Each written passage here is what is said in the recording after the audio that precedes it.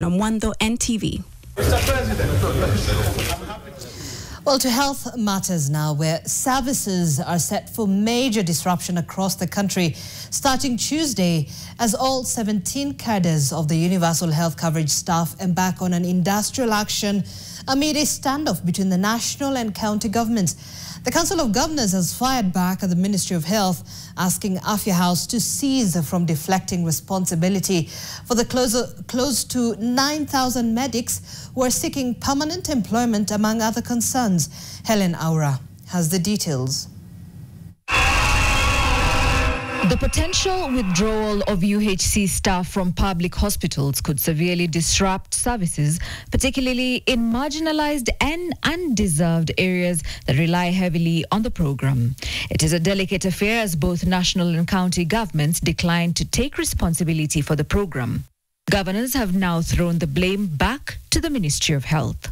The CS is trying to transfer his problem to us. And that's why we're saying, you cause the problem, deal with it until you ensure a seamless end to the contractual arrangement.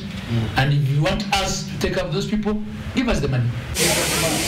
The 8,571 universal health coverage staff were employed on contract basis in 2020 to help bridge the need during the COVID-19 pandemic. Counties maintain they had nothing to do with it days after the national government deflected responsibility. 1st of July, I am transferring the whole payroll. Sasa hii walisema wanaongeza pesa ati 450 billion. Pesa ya UHC iko hapo. Nyinyi museme hivyo tu munitumie. Ukinitumia 4.2 million, mimi nalipa UHC. Musiponitumia, wacha wafanye demonstration, Senate na National Assembly. Haphazard contracts were awarded. People are posted to counties. The counties are expected to supervise them. Yet they are not in control of the payroll. When they are not on ground and we want to take disciplinary action, we can't because we are not the ones who release their salaries. As the standoff escalates, it's now emerging that the medics have been receiving show-cause letters for absconding duty. This is a case example of Kirinyaga County.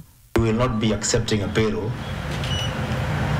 that is not properly construed, because the UHC staff since 2020 have been on a job group that is very discriminative compared to their colleagues.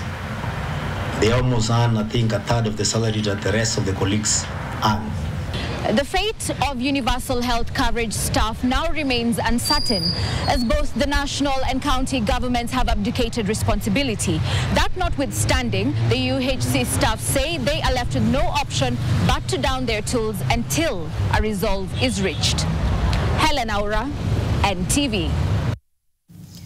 Well, away from health matters, witnesses in the disappearance case of Nakuru fisherman Brian Odhiambo have detailed how the missing man was captured and allegedly assaulted by Kenya Wildlife Service rangers. 3 witnesses told the court that Brian was bundled into a waiting vehicle